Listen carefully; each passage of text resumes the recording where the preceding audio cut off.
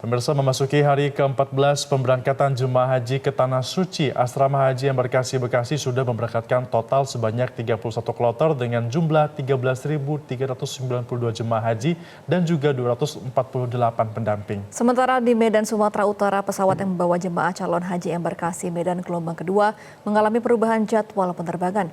Untuk informasi selengkapnya sudah ada jurnalis Metro TV Reva Waluko dari Bekasi, Jawa Barat, dan Edi Sembiring di Medan, Sumatera Utara. Kita ke Reva terlebih dahulu. Reva, selamat pagi. Bagaimana kondisi pemberangkatan dari Asrama Haji Embarkasi Bekasi pada pagi ini?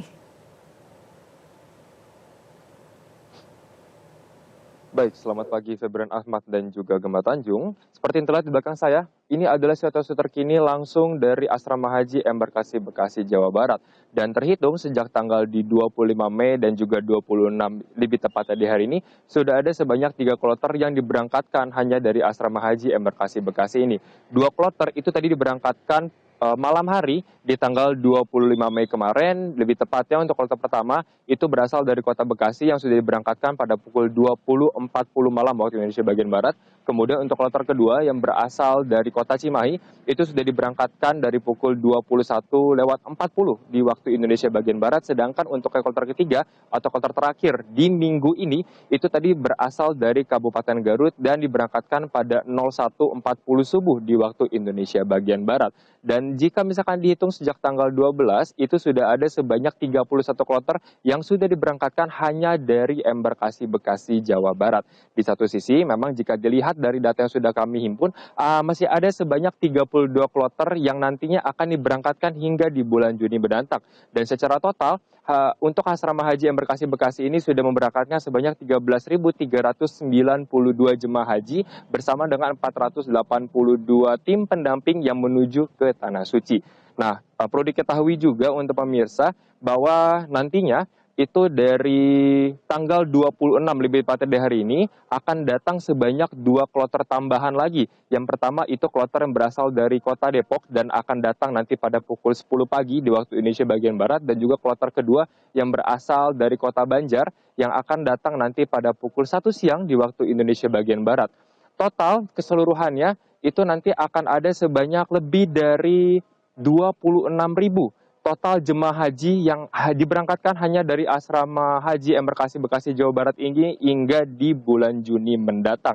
Dan di satu sisi, memang tadi saya sempat berbincang dengan beberapa jemaah haji yang ada. Mereka merasa bahwa adanya peningkatan pelayanan yang dilakukan oleh Kementerian Agama terkait dengan musim haji di tahun ini, terutama dalam fasilitas dan juga prioritas bagi kaum lansia. Seperti itu.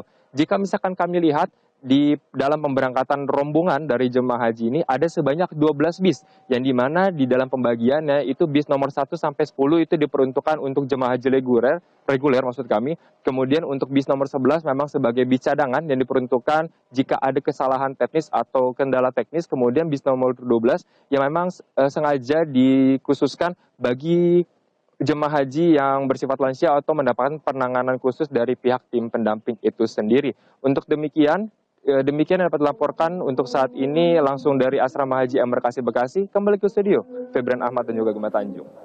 Ya, Reva, satu lagi bagaimana dengan pelayanan yang diberikan kepada jemaah haji lansia di sana?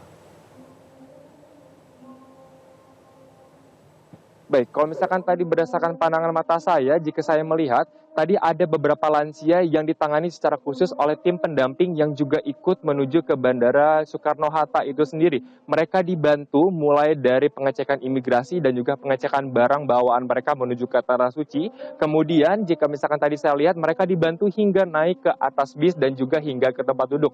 Jadi benar-benar bisa dilihat pendampingan ini dilakukan secara full dan menyeluruh hingga menuju ke bandara. Demikian. Baik, terima kasih Reva. Dari Bekasi kita beralih ke Medan, Sumatera Utara. Selamat pagi. Edi, apa sebenarnya alasan perubahan dari penerbangan kloter kedua di sana?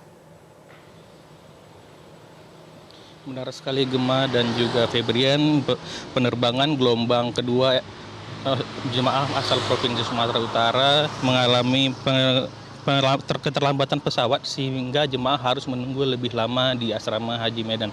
Kloter 11 Embarkasi Medan harus menunggu selama lebih dari 5 jam di Aula Madinatul Hujjah dengan hanya menggunakan kain ihram karena pesawat yang seharusnya terbang pada pukul 17:55 menit berubah menjadi pukul 22:55 menit.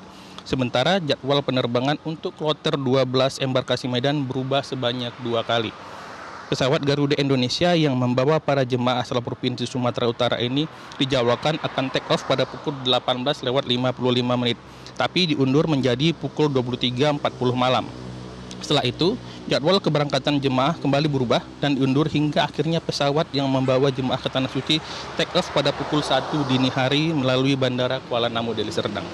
Sales Manager Garuda Indonesia Medan, Novian, mengatakan keterlambatan atau delay ini terjadi karena adanya perubahan pendaratan. Yang sebelumnya ada di Madinah, kini berubah menjadi di Jeddah. Selain itu, delay juga terjadi karena adanya perawatan atau recovery engine pesawat untuk memastikan keselamatan para jemaah. Pemirsa, satu jemaah pada kloter 12 ini sempat dinyatakan sakit oleh petugas kesehatan saat tiba di asrama haji. Tapi setelah menginap 1 malam dan beristirahat, petugas menyatakan bahwa jemaah tersebut sudah sehat dan layak terbang, sehingga jemaah kloter 12 embarkasi Medan ini berjumlah sebanyak 360 orang. Adapun status kloter 12 embarkasi Medan adalah closed seat, di mana semua kursi di dalam pesawat terisi oleh para jemaah. Sebelum dilepas dari asrama haji Medan, jemaah dikumpulkan di Aula Madinatul Hujjah untuk melakukan pemeriksaan lengkap tahap terakhir. Para jemaah melewati pemeriksaan menggunakan X-ray untuk memastikan tidak ada benda tajam atau cairan yang akan masuk ke dalam kabin pesawat. Sedikitnya 10 unit bus disiapkan untuk mengantarkan jemaah menuju Bandara Kuala Namu Deli Serdang. Perjalanan para jemaah juga dikawal oleh pihak kepolisian dan petugas kesehatan untuk memastikan keselamatan dan kesehatan para jemaah hingga naik ke dalam pesawat. Sementara itu, kloter 13 embarkasi Medan yang berasal dari Kabupaten Labuhan Batu, Sumatera Utara telah tiba di asrama haji Medan pada pukul 22 tadi malam. Embarkasi Medan telah memberangkatkan sebanyak 3.874 jemaah ke Tanah Suci melalui 12 kelompok terbang, sehingga tersisa sebanyak 4.750 atau sekitar 55% lagi jemaah yang menunggu untuk diberangkatkan menunaikan ibadah haji.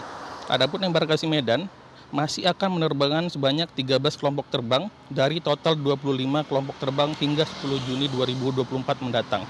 Dan sampai pada kloter 12 ini, tercatat hanya ada 2 orang dari embarkasi Medan yang gagal berangkat ke Tanah Suci karena alasan kesehatan.